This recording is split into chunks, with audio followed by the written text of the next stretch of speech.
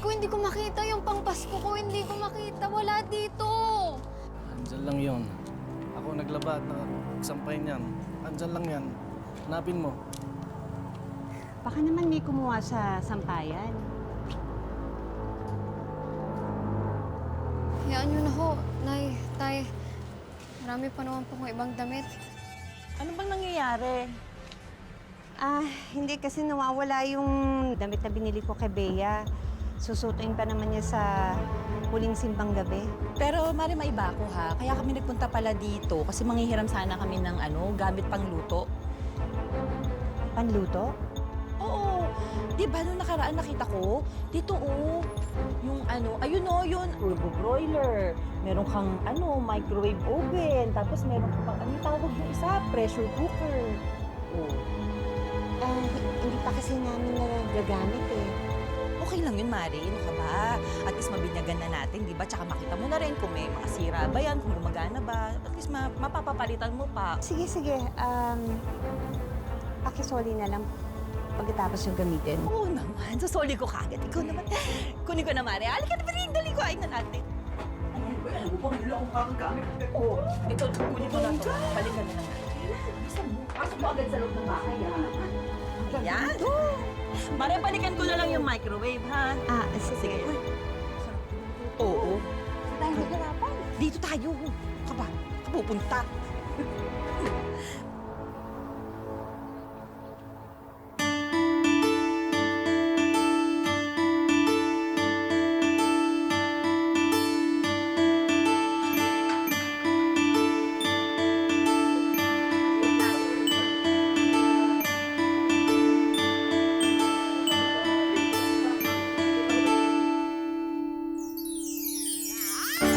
Mare! O, diba? May papansin pa tayo, Kap. Siyempre.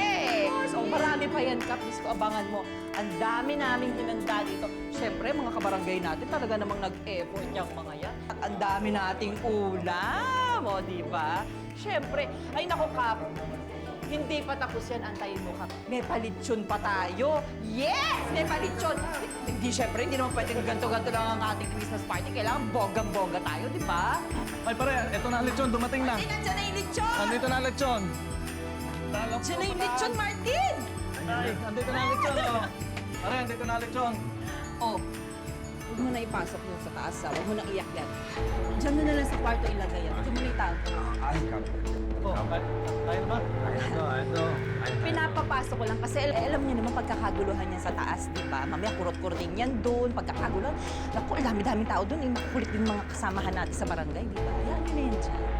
Para marami makakain, sabay-sabay na lang tayo. Anong dala mo, Biring? Patingin nga. Des, Tingin. pasensya na. Yan lang yung nakayanan namin.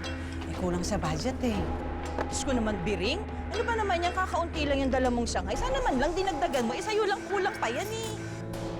Okay na yan, Bes. Alam mo, pag pinagsama-sama yung mga dala natin, marami na yan. Sakto na yan sa buong barangay. Daphne, yun yung nawawala akong damit ah. Ikaw yung kumuha sa sampayan namin? Hoy, teka lang naman, Bea. Ano ang lagi? Kayo lang may karapatang bumili ng ganyang damit? Huwag ka naman basta-basta nagbibintang. Oo nga. Saka kahapon lang naman namin ito binili ni Mama eh. Nagkataon lang siguro na kamukha yung damit mo. Naku, Bea, ha? Masama yung ginagawa mo na mimintang ka ng kapwa mo. Hindi magandang asal yan. Magpapasko pa man din. Pasensya na po kayo. Mahal, halika na. Balik na tayo. Sige na, sige na. Mel! Panginoon tayo dito, pare. May maga parang ang dami. O, hindi. Tigilan mo yan. Alam mo, Arnel, marami pa kasi ako iuutos sa'yo eh. Mga monoblock. Kailangan ko ng mga monoblock, ha? Dali mo kasi ito. Kulang pa yung nadala mo kanina. Sige na, marami pang bisitang darating. Oo, sige. Pare, tutulong muna ako. Ako naatasan na runner, ha? Bagay, pare. Yun lang naman ang bag mo eh. Sige na.